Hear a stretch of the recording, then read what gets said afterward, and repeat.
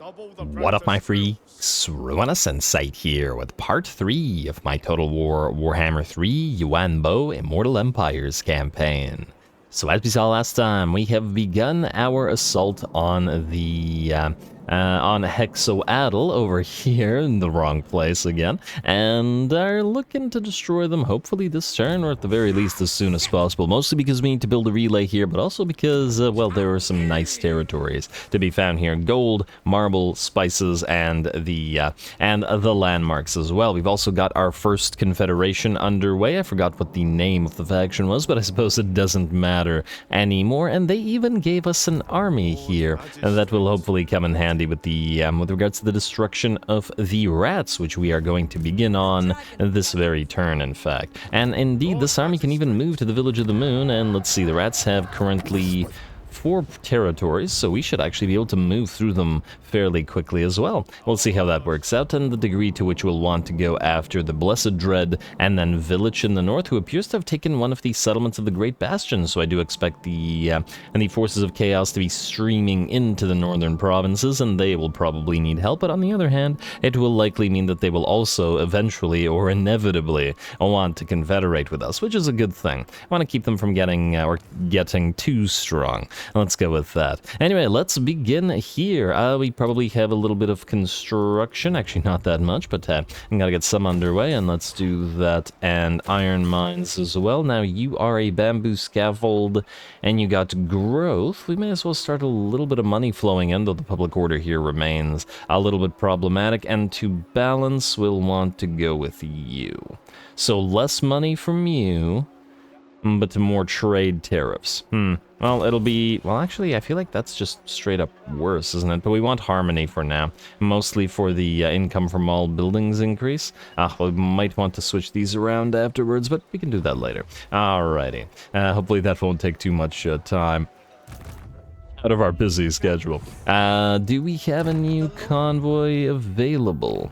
No active caravans. Why, yes, indeed we do. Alrighty, so you are going to be the one that's going next. You get your Fire Rain Rocket and your Crane Gunner. Somebody in the comments suggested sending somebody to Sylvania, and I guess that's the way we can do it. It's only 6 turns. It's supposed to 9 turns all the way to the Empire, so this is reasonable in terms of distance, at the very least. And 2.6k is also not that much, but it's more worth it for the item, and it's not like we need a crazy amount of gold right now, because we do have the economy kicked up by all the money we currently have. Anyway, you are going to declare war on these guys who are currently at war with the Celestial Loyalists and the Northern Provinces. So let's see, if we join your war against Clan Eshin, we can get non-aggression pact and military access. Fantastic. And a little bit of money. Lovely. That's what we wanted. Then, let's see if there is an army here or not, because if not, they are screwed, because this is an important... Oh. This is nothing. Alright, we can auto-resolve this, and we even barely get hurt. Yeah, that's how little it was. Fantastic. Occupy Xingpo, and... let's see. Ooh, there's 2 armies here. They might, in theory, be able to attack us here, but it's just a pile of Skaven slaves, so I don't think the AI can use them to a good enough effect to actually threaten us. This army is full, and oh. Our Shugengun didn't level up. That's a little bit unfortunate, but oh well. And then I guess Yishi here is going to head to the Village of the Moon at the same time, and we should probably build another lord to start recruiting so that this army is a full army. I'm actually surprised that these guys actually confederated, considering the fact that I mean, this is a decent stack, right? I mean, well, Peasant Horsemen and Peasant Archers, but it's still a decent stack, so it's surprising. Anyway, auto-resolve that. Okay, that hurt our Jade Warriors a little bit more, admittedly.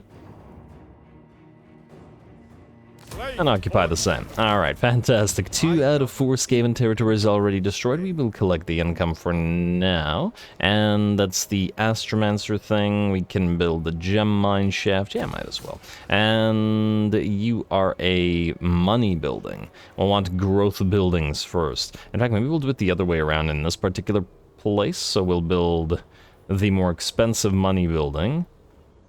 And therefore this growth building, that's income from buildings rather than construction costs. Oh, that's the one I wanted in the first place, so yeah. That's just fine. Let's get the growth going here first, and this may also be a decent commercial district as well when we declare one. Oh, speaking of, we do have matters of state available. We don't have any tier 3 settlements that we can declare a commercial commercial district, was it? Yes, commercial district. The Elder Crimson Skull is a possibility. Hexoatl is a possibility. I mean, it improves the settlement, so it'll be good for cash cow provinces, especially. Or we could rush something, or we could wait. I don't think that we really need to rush a construction in anywhere right now at the current time. So, we're probably good. Alrighty. Then we will want to start recruiting for Yishi. We could probably start here, yeah. 8998, we'll need to move towards Jadewind Mountain. And, oh, yeah, let's start Jiangxi, because then we can transfer these units here as well. Lovely. Let's go for a Lord Magistrate for this one, because they have all those army buffs on them. Enemy leadership reduction, not too bad. And I think... yeah, it's probably the better one out of these. Well, Tactician isn't too bad either, especially as these guys are very tactician-y. I think they have their own thing called Tactician as well. Yeah, there we go. So it's a doubling of the Tacticianness. So, wait, Tactician, reload skill, and melee defense, and they have the same thing. What's the difference between these two? I really like the enemy leadership reduction. Yeah, let's start with you. Let's start with you and then we'll see. The Art of War Tactician, Grand Tactician. Alright, you have your distinguishing scar, but that's just fine as well. Upkeep reduction, yeah, oh yeah, leadership size plus 50. Not that we really needed Vanguard deployment for the entire army, which is pretty fantastic. Strider for peasant units, we frankly don't really care about. Well, you know what, there's a lot of stuff in there, but we'll wait until we actually level you up. Then let's start recruiting. Oh, you can get Onyx Crowmen as well. We're probably better off using these guys rather than peasant horsemen, as they do the same thing effectively, just, well, they're more flavorful for our particular faction, so it makes sense to me. You can go for, ooh, we don't have any Iron Hail Gunners yet. Let's get some of those, they're gonna be useful. And I believe that's all we can do for now. Yeah, we can also go into global recruitment. Actually not that much more expensive with regards to the peasant archers at the very least. 400 versus 562? I think we can spare it. I'd rather get more units on the field faster, right? Alrighty, and then let's go Diplo, let's end the turn, and let's proceed to see what we can do about Hexoatl. Eastern River Lords are ready for a military access agreement. Yeah, sure. They're probably gonna die to the lizards anyway, so we might as well get everything out of them that we can. Not that I really care about this tiny amount of cash, mind you. But yeah, I don't see us allying with these lizards. The only lizards that it might be possible to ally with would be the lizards here, either Tic-Tac-Toe or Kroc-Gar. The others are going to be real pissy at us once we take their stuff. Anyway, now we're good, so skip. Commandment available, not so skip. Let's get you to public order, because clearly everything needs to be public ordered up, or it's going to be a problem. And we'll leave this as it is as well. Yeah, alright, lovely. End turn. Alright, let's see what we've got. The Blessed Dread. Ooh. Oh, they're gonna declare war on us. Well, you know what? That's perfectly fine. I doubt that the Skaven are gonna hold for very long. And we may as well... Oh, wow, LOKHIR is moving in quickly. Okay. Well, that just doubles the need to transfer these units. In fact, we may want to build some regiments of renown, depending... or... we'll see what's in his army. What do you have? Thanks, but no. Treasury minus 500 for a free noble? I don't see why not. While resting at an inn, the caravan master is approached by a stranger claiming to be a famed adventurer who wishes to join the caravan's retinue. He will protect and fight, but his services come at a price, 500 money. I thought it would be 500 cargo, but 500 money? Sure thing, game. Sure thing. Capture many provinces. We got some quests, an obsidian lodestone, Crystal of Kunlun. Ward save and passive ability, you say? Research 8 technologies? Working on it.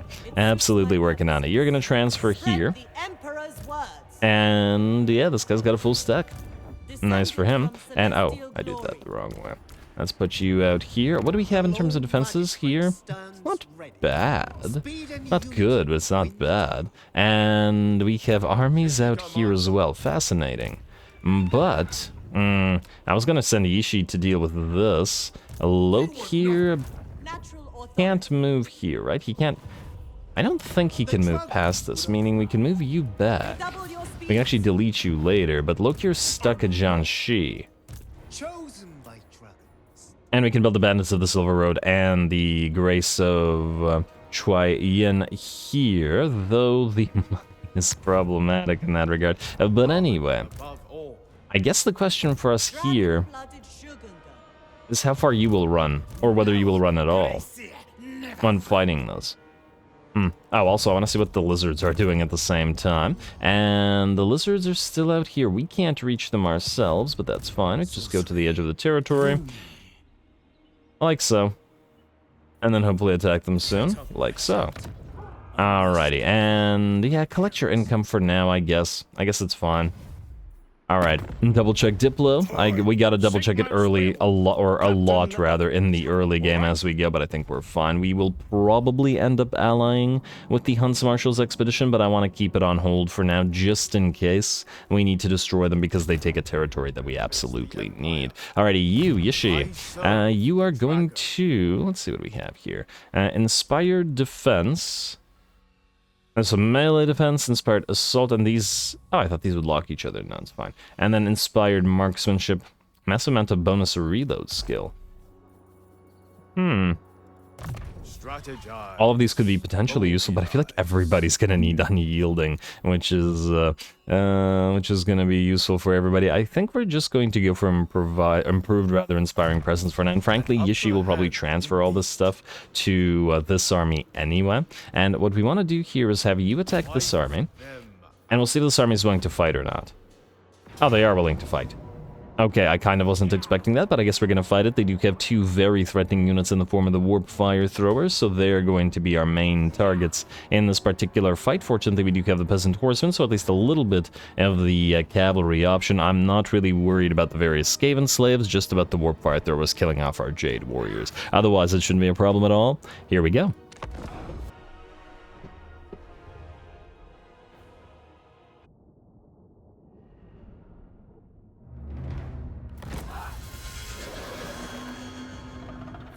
Honored, for we fight for the Dragon Emperor.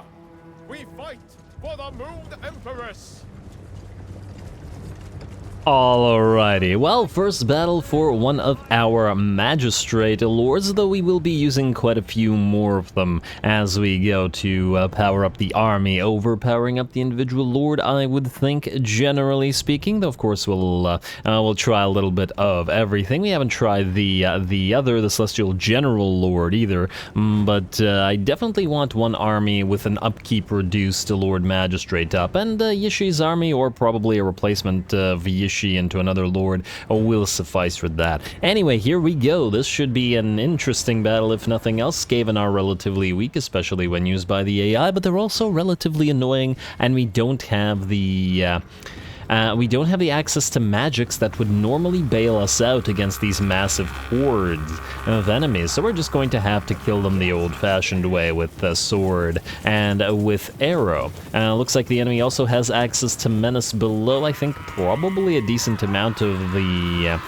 them as well, due to the Skaven corruption here, so we will have to watch out for that, and our Peasant archers are probably vulnerable enough that summoned clan rats should be able to destroy them without too much trouble. Anyway, if the enemy keeps wasting its menaces below like this, we can certainly rip them apart fairly easily with our Jade Warriors, as the clan rats have a little enough armor piercing to be much threat to said Jade Warriors. Speaking of, I can just select the clan rats. They are at 6 armor piercing, so yeah, pretty good in terms of damage reduction on these armored Jade Warriors. Actually, speaking of, there was a question in the previous episode, or previous episodes, of what I think of the Cathay factions so far, or Cathay faction and Cathay roster, I suppose. And generally speaking, I think they essentially suffer from the same issue, or, well, maybe not suffer, not quite the right word. They exemplify the same issue as when we went from Game 1 to Game 2, where essentially there was power creep,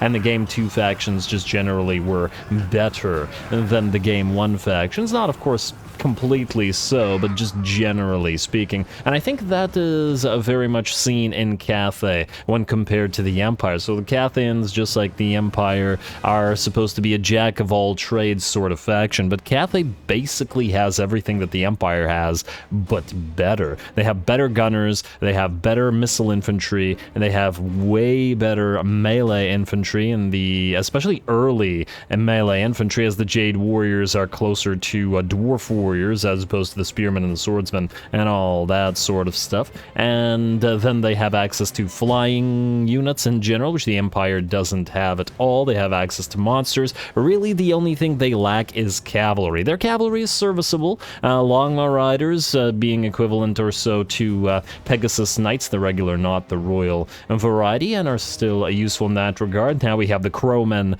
as well, plus the peasant horses are just trash, but they're about similar to the Kosovo dervishes, but the Jade Lancers are Empire Knights alike, so they're at least something. So basically the Empire just only has cavalry to their name. And yeah, they have steam tanks, but we have sentinels in terms of monsters, even if they're, slightly different from each other, but monstrous units-ish. And now we have more of the Jade lines, or Jade and Jet lines, so more monsters and more support units, generally speaking, as well, in the forms of our Wuxing War Compass and the War Drum as well. So yeah, basically what I'm saying is I feel like the Cathayan roster is a slight bit overtuned for a jack-of-all-trades. Too few weaknesses in the roster for too many strengths, you know what I mean? But I very much enjoy Empire, and I do feel like this is resolved a little bit in SFO, where the Empire roster is a little bit more diverse. I do still think that the Empire do have better artillery in general. Yes, they have the Fire Rain rockets versus the Hellstorm rocket batteries, but they don't have access to the Hellblasters and such. Although the Grand Cannons, I think, are better than, the Cathay Grand Cannons are better than the Empire Cannons. But maybe I just hate the Empire cannons so much. And if nothing else, the sound design of the Cathayan cannons is better. Anyway, I'm talking about this too much. Let's see how the battle is going. Obviously, the enemy is just charging towards our battle lines, but they're actually doing a fairly good job at annoying our missile infantry. Our units of peasant horsemen are just running around in the background trying to annoy the enemy Night Runners and Skaven Slave Slingers, although I actually don't think they'd win against Night Runners in melee because the peasant horses are so fragile.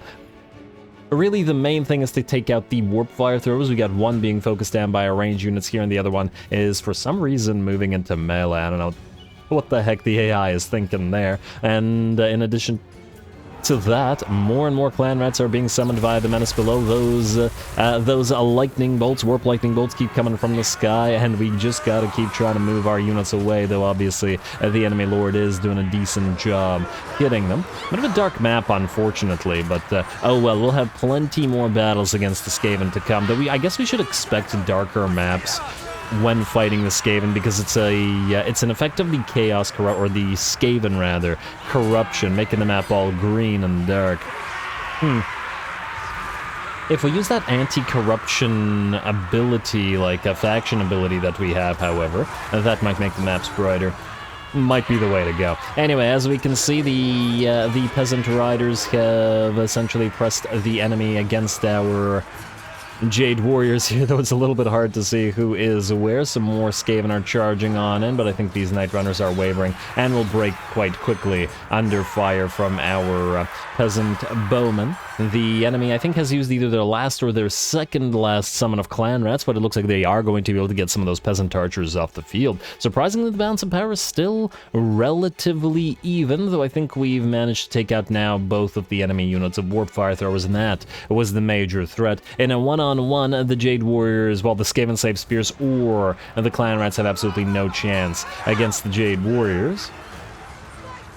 They just give so much, the Jade Warriors just feel like they give so much value for how cheap they are. And honestly, I think the Jade Warrior crossbows aren't that much more expensive than the peasant longbows are, which is kind of interesting as well. And same with the Jade Warriors versus the peasant spears. Alright, this is actually turning out to be a fairly interesting battle. I guess if nothing else, there's one thing you can say for battles where you don't have access to magic and forces these longer infantry battles, which I do really love.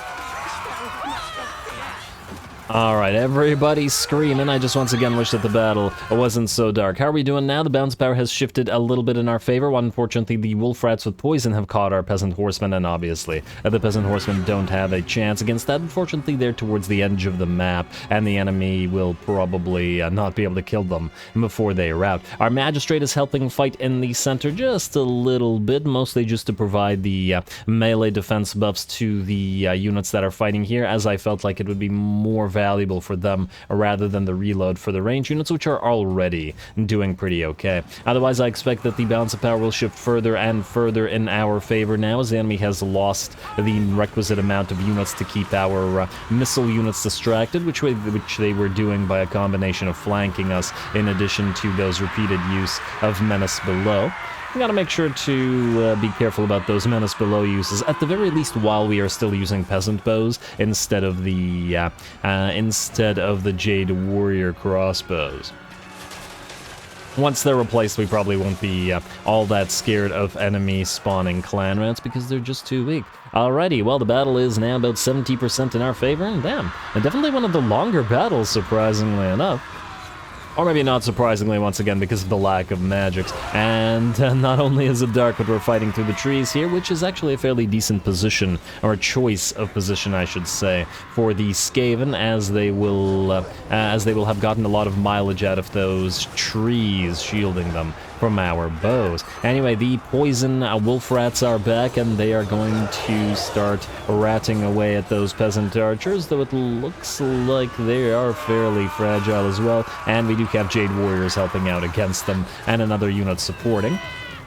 And it looks like they'll rout fairly quickly as well. They do have fairly low leadership like the rest of the Skaven units that we were facing off against. And I do mean were facing off against, because with that the enemy army will finally break and the battle will be ours. And there we go. There's not really too much point in chasing the enemies off, at least with our infantry, because they'll be too slow. I'm going to do the best that we can with the various cavalry units, and then we're good to go. Alrighty.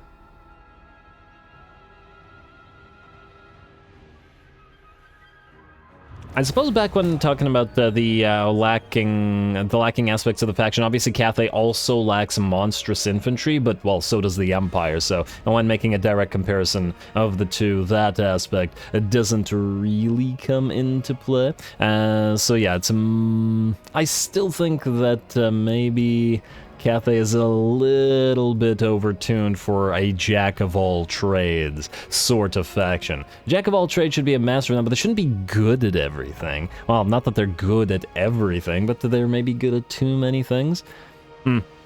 They'd be a lot more balanced, I think, if the Jade Warriors were just a little bit more expensive, but they're such a core to the faction that, yeah, it would probably be the wrong thing to get rid of them. Anyway, I'll think about this more as I play around with the faction a little bit more throughout the campaign and make more comparisons to the Empire and to other factions, I suppose. Anyway.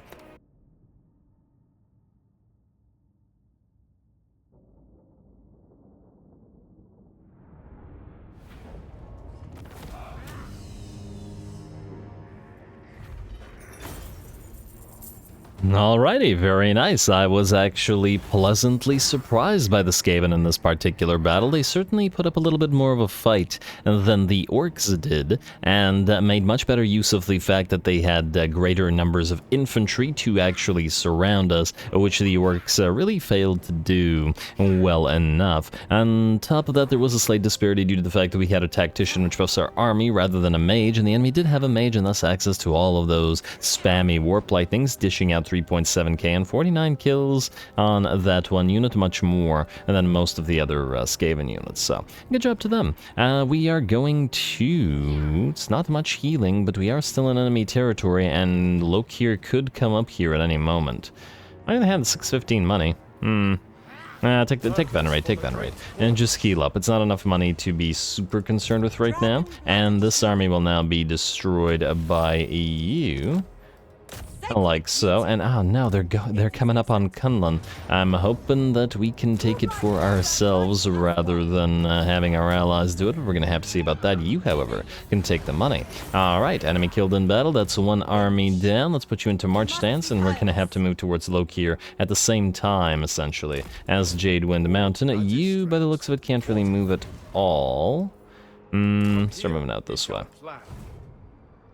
Alright, hopefully there isn't like a Skaven stack nearby that we can't see that's gonna ambush and kill this army instantly. It would be quite the shame. You are a weapons specialist. Oh, I guess that we don't really care that much what we put into your particular skill tree if we make the other guy our actual army commander.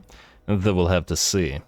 Promoted on merit enlisted bodyguards, though I suppose whoever gets to tactical prowess first will also be, favored, let's say. Anyway, we'll figure it out as we go. There are buildings to build, so they shall be built. Let's go for the gem factors here. More money. Jianxi, you have just destroyed a military building that was here. We probably will still want another military build. Well, we'll actually probably want the fire range silo here, but until it's tier 3, there isn't much point anyway.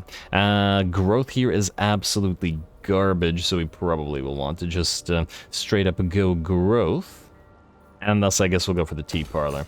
Alright. And though that's probably going to be a fairly militaristic province, you're going to go for the exotic animal pen for more trade capabilities, and then you're gonna, I guess, contemplation gardens for more money. Ooh, that Skaven corruption is pretty bad here. We can nullify it to 0 if we want. In fact, maybe it would have been beneficial to do so right before actually fighting. Because then they wouldn't have had access to those menaces below, would they? And the corruption is dropping, but not as quickly as we'd like, mind you. Alright, you know what? That's a reason to use not the war compass, but this. Not commission the artisans. There it is. Control and corruption reduced to 0. Our current control, is it positive, though? No. Alright, that's fine. Crack down on this place. Target settlements, province, control and corruption. Good. Alright, lovely. I've been wanting to use more of those, and control is now at -12 per turn. Still a little bit high. Should be at -8 when the provincial instability is gone, and then -4 when the confederation debuff is gone. So, I think that's okay. Double check the diplo. We could... Wait. Let's just see here for a second. The Sharktooth are alive. Would they be willing to fight these guys for us and waste their troops on hurting them? Let me just see about this. Where's those Sharktooth? You, join war against Hexoatl. No, -66.6, and I believe you can't get the Beastmen to do anything because, well, it's impossible to get them to do anything. Alright, well, that's fine. You will probably be able to defend against this. Like I said, I was tempted by the Regiments of Renown, but I think if we get too many units, he won't try to assault this place, and I'd really rather that he tried rather than, you know, not tried.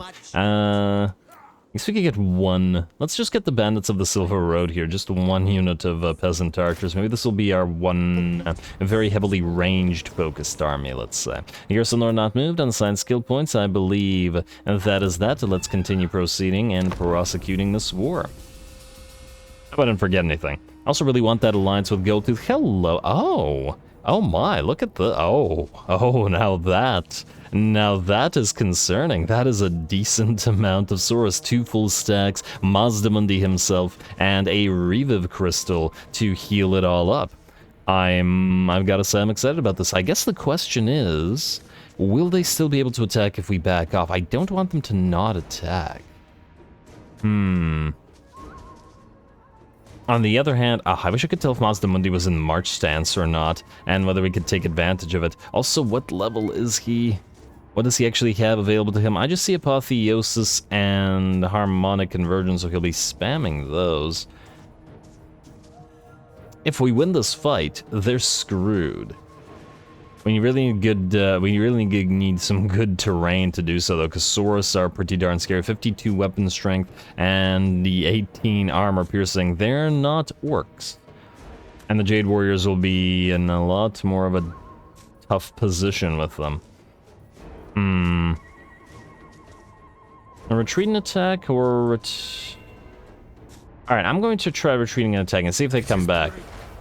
Okay, they're not coming back. Look, LOKHIR's also going to... Man, everybody's attacking us today. Alrighty, well, hopefully Mazdamundi is now out of position. With the rest of those armies, we can take them on, divide and conquer, etc., etc. LOKHIR, I see, has a Feral Manticore and a fairly decent force, and he's going to try to attack immediately. Looks like he has Siege Attacker, unlike Malice Darkblade, who does not, or at the very least, Malice Darkblade is not an SFO, which I've been complaining about at great length in my Malekith campaign. Anyway, we're going to defend this. Fun time that we actually get to see a siege.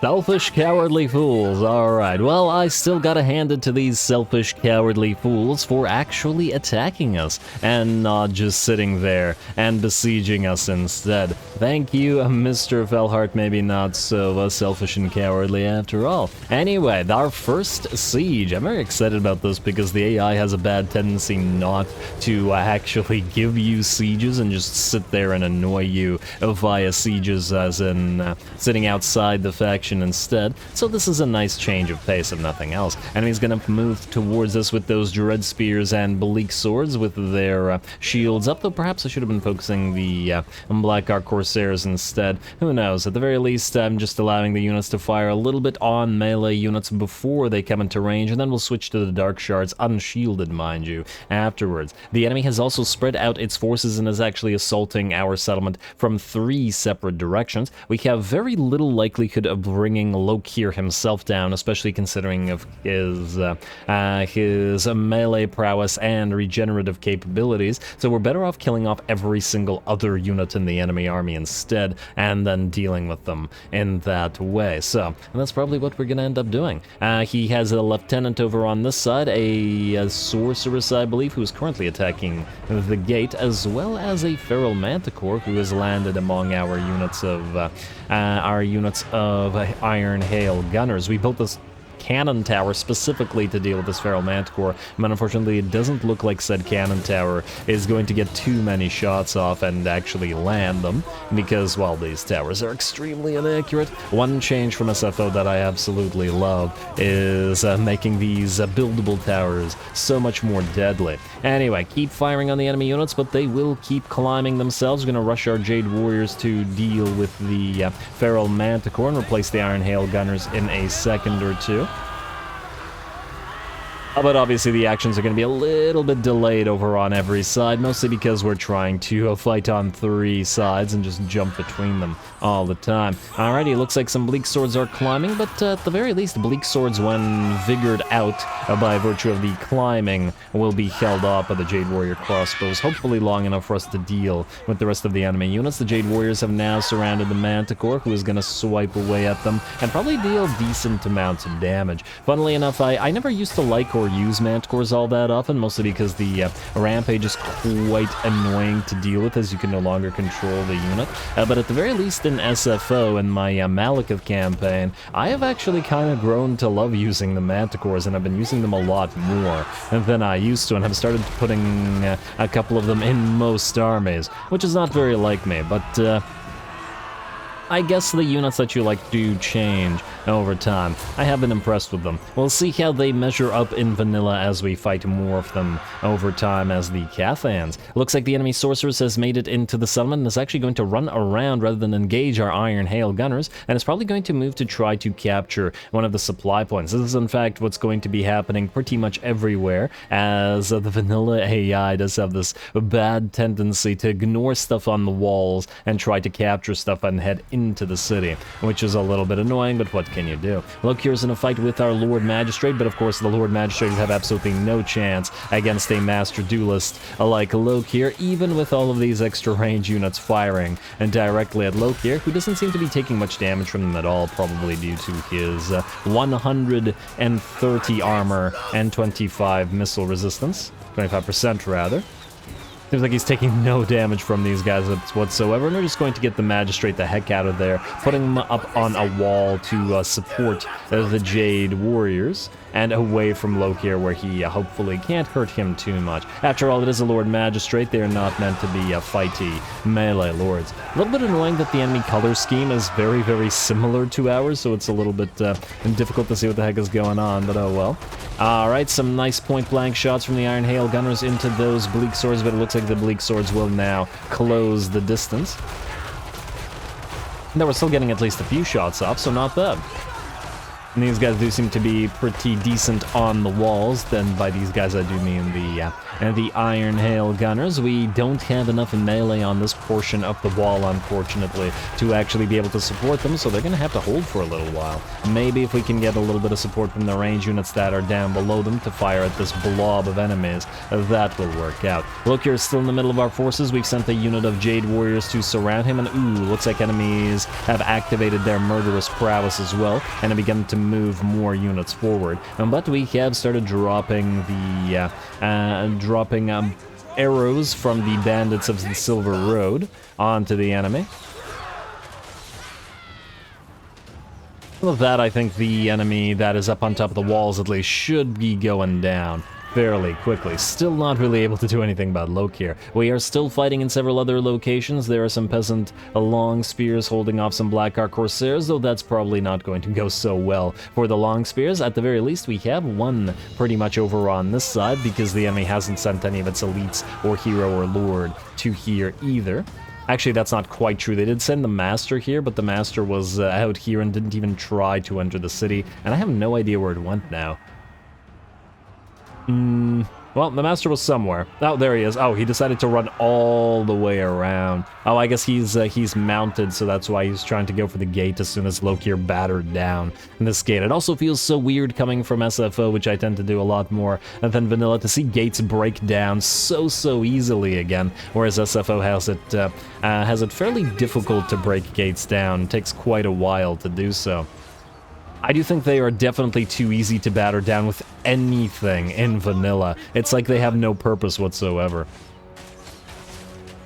Alrighty, and 5 minutes into the siege, the balance of power is still roughly, even very slightly in our favor, though the enemy is doing a decent amount of damage to our units. The Manticore is still fighting, though by the looks of it not for much longer, especially if the Jade Warriors can bring it down. Trying to get an angle up here, a good angle to watch all of the, I'll watch out the horror of a performance from the Manticore. But it won't be much anymore, as it is exhausted, it is shaken, and will be routing soon, and then hopefully our range units will simply be able to bring it down. Great job to the Jade Warrior crossbows, though. They have certainly held for quite a long time, attacked both by melee units climbing and then by the Manticore as well, and I think they're still holding as the Bleak Swords climb and attack them from the other direction. So very happy with the unit, and it'll be nice to replace them later on, as in replace the peasant bowmen and various armies with those guys. Some Dread Spears facing off against the Jade Warriors here with shields, and that's not going to go the way of the Dread Spears most definitely, as the Jade Warriors will bring them down. Not the best matchup for the enemy, I mean, and of course they are exhausted as well, though I do imagine that most of the infantry on both sides is exhausted at this point in time. And there we go, looks like the Dread Spears are routing. In fact, everybody is routing, as that is the last of the units that needed to be destroyed. LOKHIR is still perfectly fine at closing on 90% HP. We pretty much ignored the Master, but yeah.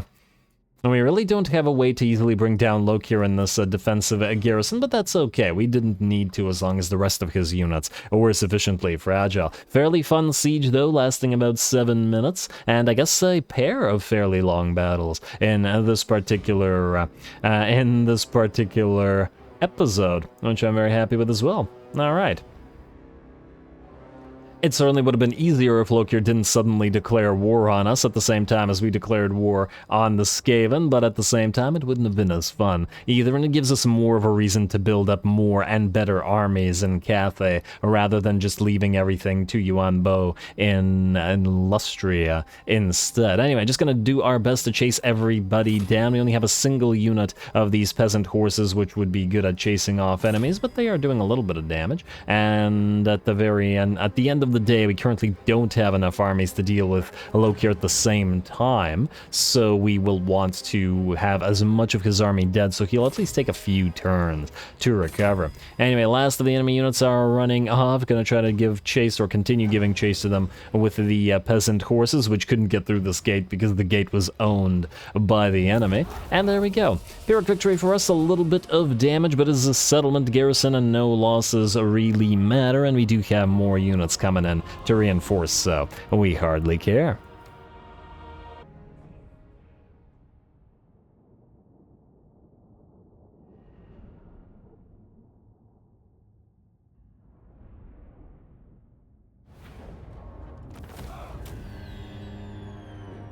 Alrighty, a very, very nice fight. We had absolutely no chance of bringing LOKHIR himself down with the units we had. The Jade Warriors didn't even really hurt him all that much, but I guess he does have the Helm of the Kraken, so he would have been regenerating the entire time as well. He is defeated and most of his army is destroyed, though it's mostly basic units, so they will be back.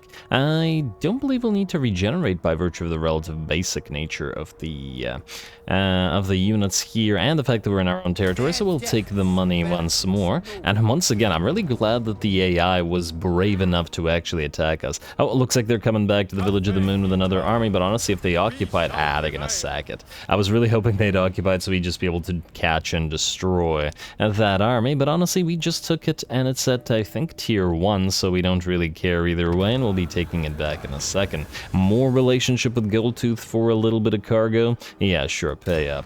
Pay up. I'd love to get that defensive alliance with them. You have that debuff, or the defeat trait rather, for defeating LOKHIR. And Settlement Sack, Village of the Moon, immune to psychology, and upkeep reduction. Right of Yang is completed. Lovely. Border Prince is destroyed. Oh my. Northern provinces, we have diplomatic relations. I guess we're getting lots of diplo up with everybody. Now, more importantly than that, so it does look like Mazdamundi got himself out of position, so it's fairly likely that we'll be able to attack him in next episode, but unfortunately it will have to be next episode, as we are once more out of time. I'm going to call it here. Stay tuned for more Yuan Bo as we try to take Hexoatl next time and take Mazdamundi out in general before turning upon the New World colonies as well. Never forget to leave a like and comment. All glory to the algorithm, and thanks for watching.